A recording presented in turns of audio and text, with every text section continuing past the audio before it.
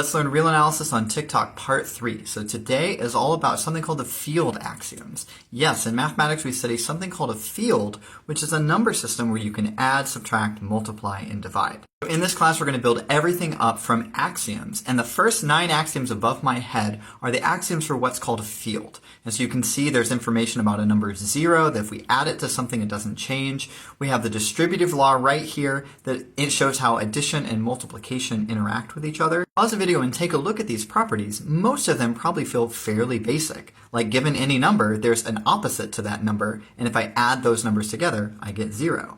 And similarly, if I have a non-zero number, there's somewhere I can multiply it by to get back to 1. For instance, 3 and 1/3 would be an example of a pair of such numbers. Now it's really interesting to ask what is not on the list. For instance, you probably know it's true that any number times 0 is equal to 0, but that's not on the list, so what gives? Well, in math, we have axioms, but we also have theorems, which are true statements that we can prove or deduce from those axioms. For instance, above my head, these are 6 theorems that are true about any system that's a field, and you can prove all of these statements just by using those axioms. For instance, check out a recent TikTok video I did where I gave a proof of some things, including 0 is less than 1. We'll get to that in a second.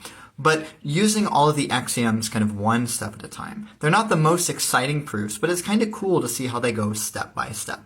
For instance, the part 1 up there, I could basically do that by adding negative c to both sides, and then using the first axiom, A1, to redistribute the parentheses to get the conclusion that A and B have to be equal. Which of these is your favorite? Let me know in the comments, and I'd love to see some proofs. Maybe you can type them out. Now my head was covering up these axioms down below, O1 through O5. These are not axioms of a field, but they're axioms of what's called an ordered field, which is a field where we've put all the numbers on a line in a way that's compatible with the operations of adding and multiplying. Again, these are pretty boring, right? Given 2 numbers, either one is bigger than the other or the other is bigger than it. And if we multiply an inequality by any positive quantity, that will preserve the inequality.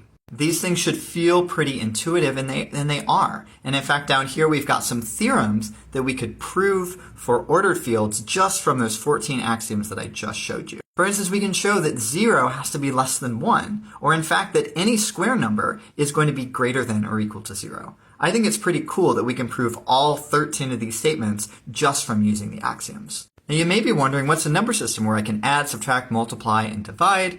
Well, I can do that with the real numbers. I can do that with rational numbers, right? Like I can divide 2/3 divided by 4/5, and I'll still get a fraction. And I can also do that with what's called the complex numbers, right? It's actually possible to divide non-zero complex numbers and get another complex number. But if you change that question, you say, which of these are ordered fields? Which of these are systems where you could put all those elements on a straight line and line them up and order them in a way that's compatible with addition and multiplication?